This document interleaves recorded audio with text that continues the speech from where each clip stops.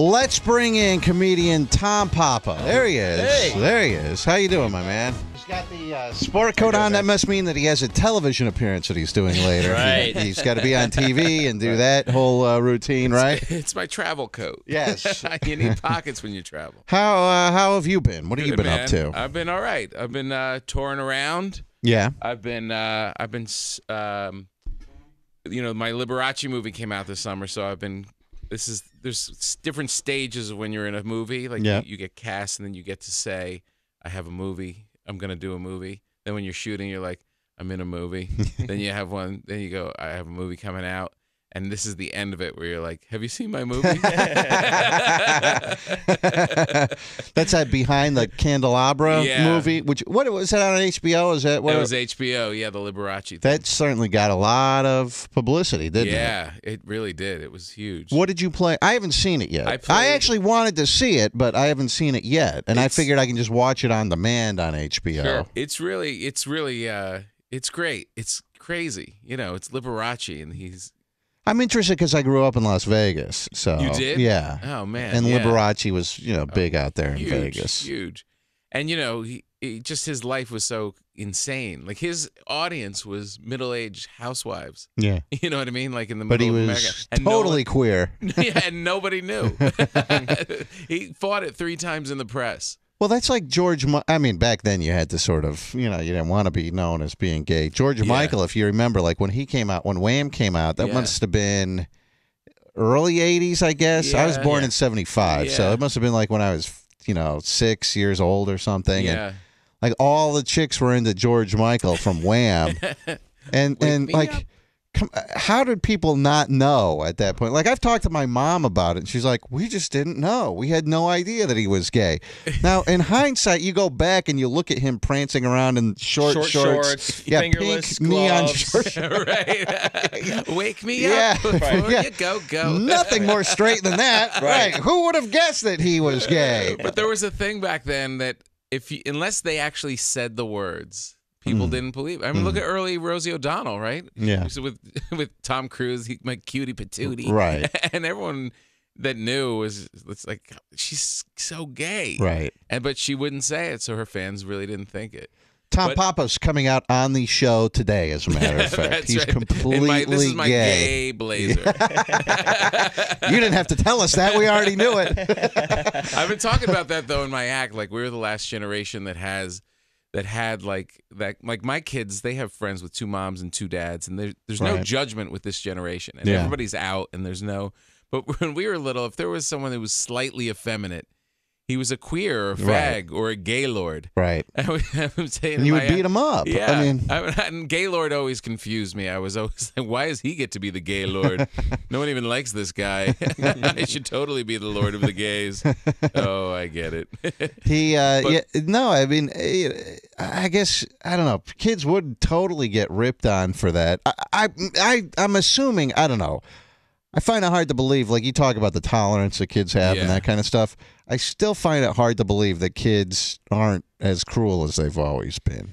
You know what? It's kind of gone undercover because now they do it online. Right, on Facebook. Now they just create a fake profile and, Right. Now you're a gay lord. But it's much worse. It's photoshopped of you sucking a big, Right, exactly. Yeah. It's a lot more creative. Now it's like a James Bond villain kind of. Well, you apart. have kids, right? Yeah, I've got How old are they? 11 and 8. And do you? I mean, do kids pick on each other and stuff in school? They do you have any I gotta issues? tell you, there's a different level. There's a level of sweetness with these kids that we did not have. Mm-hmm. They just have.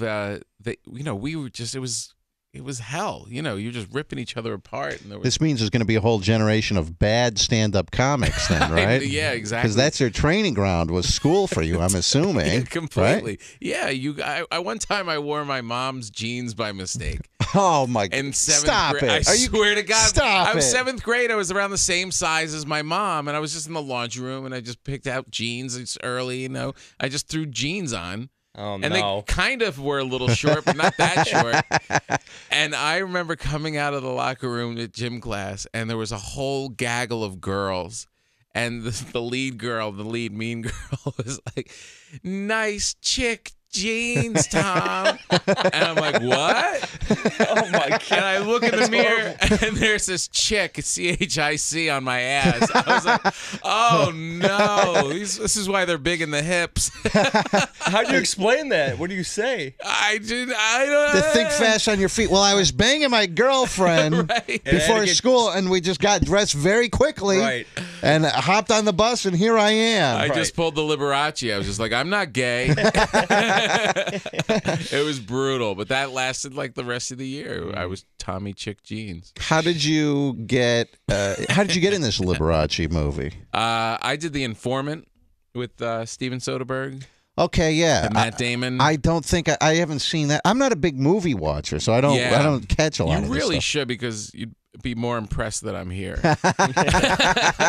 I did The Informant. That was Matt Damon's movie. Yeah. And I did that. I auditioned for that one with Soderbergh, and then this one, because I had done the other one, I just got a text in the middle of the night from Steven Soderbergh saying, I'm putting you in the gayest movie of all time. And I was like, great. And then like I woke up a half hour later and I texted him back, what do I have to do? And then I just got it.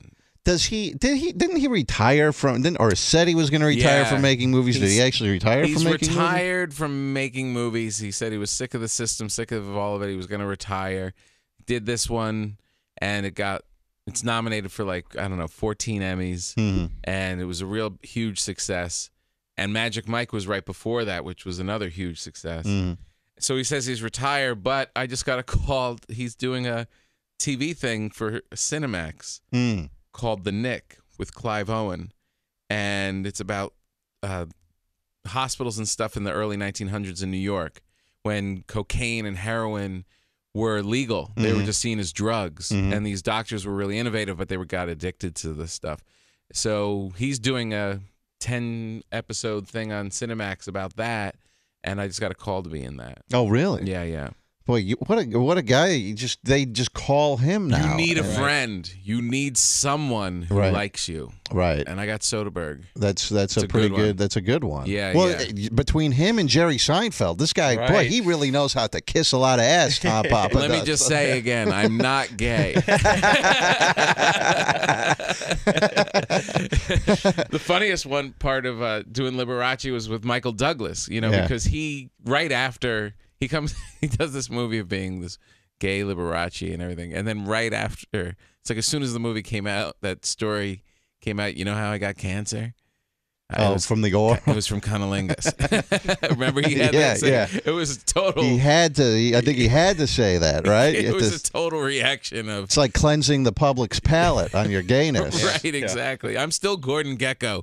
What did you play in this Liberace movie? I played Ray Arnett, who was his tour manager, and he would and Dan Aykroyd was his other manager. So the two of us were kind of like buddy. We were like hanging out, and we would deal with Liberace. Did you actually?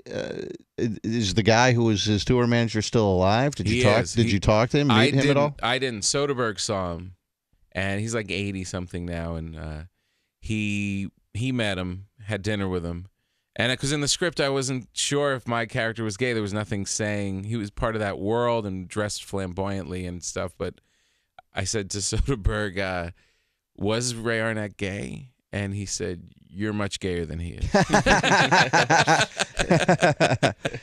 So I wore like these paisley pants, and the best was hanging out with Michael Douglas because he stayed in character. He stayed in. He would speak about whatever's going on, but as Liberace.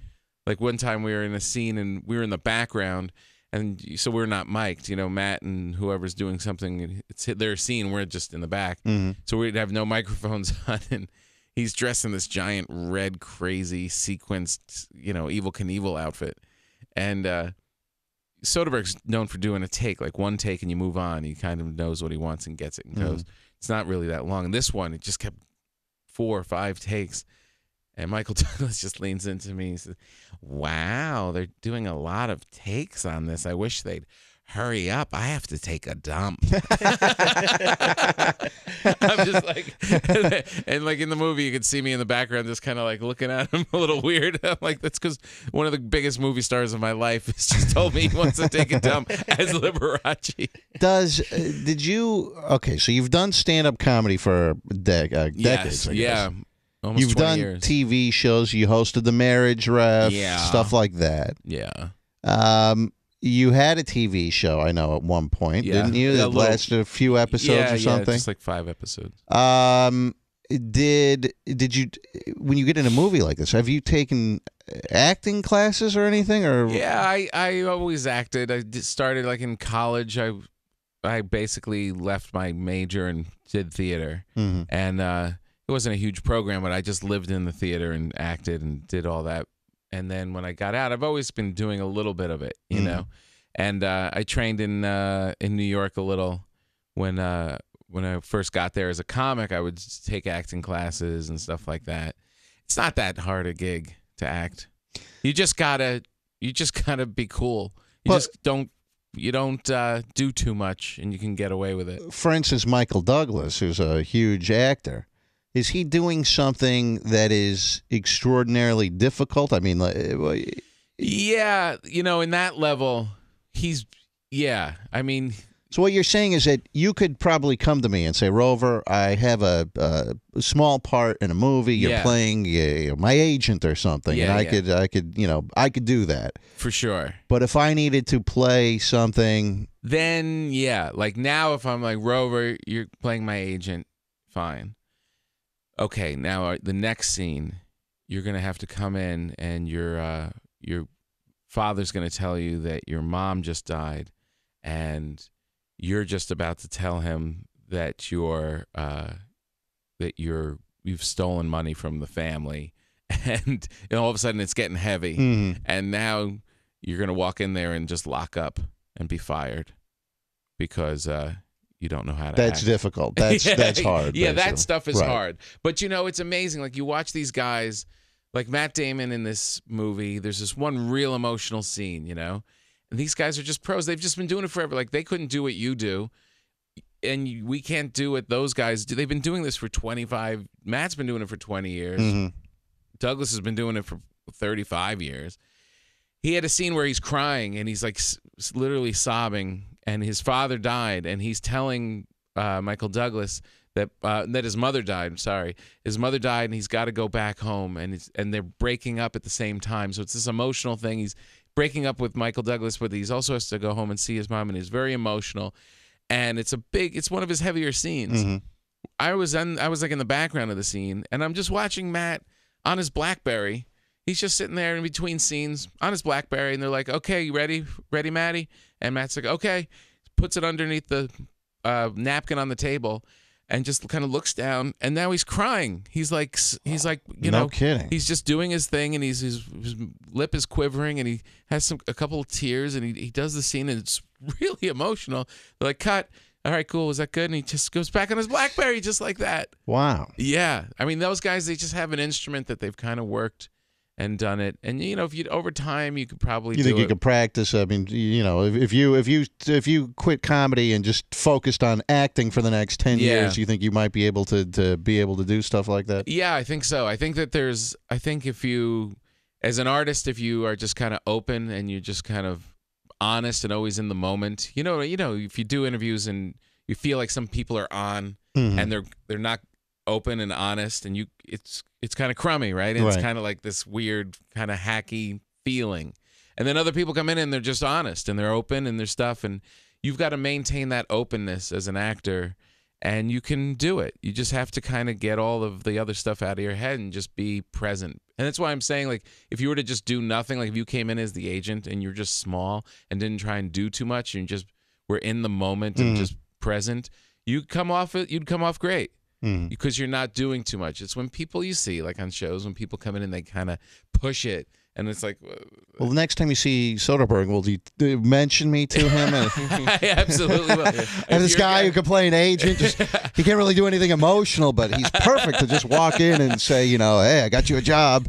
If you need a guy that does absolutely nothing, I got the guy for you in He's Cleveland. Perfect, right? We'll fly him in. Tom Papa is here. He's going to be at Hilarities tonight at 8 o'clock, Friday, 7:30 and 10. Saturday, 7 and 9:30, and Hilarities is over there on East 4th Street. Now, when you do this kind of stuff, does it ever make you wonder, when you do Behind the Candelabra or when you do The Informant or any of that, does that make you want to do more stuff like that and stop, look, here you are, you're schlepping around in Cleveland right now. Right. Does it make you want to make more of your living doing that kind of stuff? I want it to be easier to do stand-up. And I think that the more I'm on TV, the more film stuff I do, the more people know me, the more people come out. You know what I mean? Right. You don't have to work so hard to get people to come and see you. I would always come here. No, well, you better. But we helped make you. Right, exactly.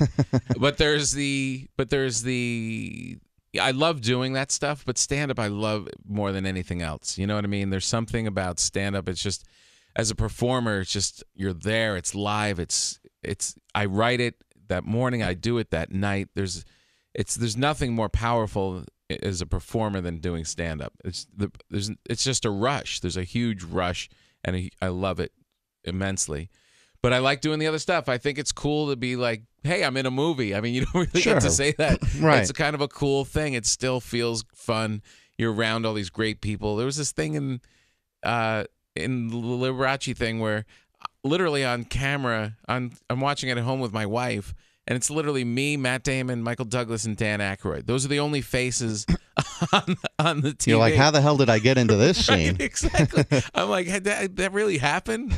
You know what I mean? It's like, cool. So I really like doing it. When you do something like that, do they pay a decent amount of money for that? Or, I mean, you would have done it for probably nothing, I'm guessing, just to do it. It kind of varies. Sometimes. And they know that, though. That's like the thing. They're like, man, if this guy won't, we're going to... Right. What is he going to say, no? Get Rover from Cleveland. He can do it. He's not going to say no. No, there's it varies. Some stuff like Soderbergh movies, he does really cheap. He keeps the budget really low, and that means all the actors kind of work for scale, and you don't make that much money. And then you'll do, a small part in a bigger movie and actually be paid more. Mm-hmm. I just did Chris Rock's movie this summer. He's doing a movie he was shooting in New York. It's kind of an autobiographical, semi-autobiographical movie. And I think I got paid more in one day than I did doing like a week on Liberace. Really? Yeah. Does the Marriage Ref lasted a couple of seasons? Now, I want to ask you a question about this because every time that there's always a big splash when something happens, like this lawsuit. The guy who sued the Marriage Ref and said, you guys took my wife away from me. Oh, yeah, yeah. But then you never hear anything about that. Some guy sued, I guess, NBC, maybe you, Jerry Seinfeld, because he has a bunch of money, and said, my wife, after we appeared on the first episode of the show, became so obsessed with fame that she ran off to Hollywood. She hooked up with a producer, and this show has ruined my marriage, and he sued. Now, it sounds on the face of it a ridiculous lawsuit, but... Yeah. You hear about that when it comes out. It makes the news. But then you never hear what actually ends up happening. What ended up with that? If you don't hear what happened, it usually went away. Mm-hmm. I thought nothing happened with that one. I remember when it went down, it was because we were still working on the show, and everyone just kind of laughed it off. Everyone was just like, they thought it was funny. I was like, really? It's not a big deal that this guy's coming after them? No, people do it all the time. Like you said, they sense there's money around. They sniff out some money and they think, let's go for it. But no, that never happened. One of your comedy specials was directed by Rob Zombie. Yeah, last two. Which is a bizarre combination, I think. Not real. I mean, on the face of it, yeah. It's like, Rob wouldn't be in here this morning in a blazer. You know what I mean? But no, we both. He really is a huge fan of comedy, and I'm a fan of his work as a director and a musician. And, we became friends. For instance, I just can't see Tom Papa, head banging out to More Human Than Human. No, never. No. I just don't see that happening. I go to his shows. You know what's funny is that it's really hard. It's hardcore and it's fun and stuff, but it's just entertainment. And we both really like doing shows and stuff. And I really wanted to make my specials like a film. I really wanted them to be not just another Comedy Central looks the same kind of thing. And Rob is a real creative director, so I just used him. And we did Super Beasto together, that animated movie that he did, and we wrote it together one summer. We just sat in his spooky house, filled with like Addams Family stuff and shrunken heads and all this. But there was a comedy. We just laughed our ass off the whole summer just writing this movie. And we just became pals, so now we work together a lot. How many things do you have, Tom, at any given time that you are working on? Like you mentioned this animated thing that you had done with him. Yeah. But do you have stuff that's always, let's say, for instance, that coming up next on the show was, I don't know, some big producer or director or whatever, and you, on the way out, you get done with this interview, you pass him, you're like, prime opportunity to pitch this guy on something. I mean, do you always have something ready to go? Yeah, kind of. You're always kind of, it really just comes out of fear because you feel like, well, I'm gonna get kicked out of show business at any minute. So you're constantly working on stuff. Like right now, I just did the Chris Rock thing. I've got my stand-up. My special just came out, so I'm working on the next one. Mm-hmm. Then I have this TV show that I'm actively pitching, and then I'm working on this other thing that could be like a short Netflix 10-episode kind of thing that I'm writing, and that's kind of the way it goes. And I'm also doing, I have that show on Sirius XM, and I'm doing live shows for that where I'm always writing scripts for that and doing those once a month. And so you're constantly, you just want to create. It's not so much about trying to go off and pitch this guy. It's just like you just want to work, so you're constantly. You are married. That means you have a lot of bills to pay. You have kids, married, kids, woman spending all the money back home. What does your wife do? Does she stay at home with the kids? She was a comedian, and then I knocked her up and ended her career. Then she wasn't very funny after that. Yeah. She was just bitchy nonstop. Now she's just pissed off.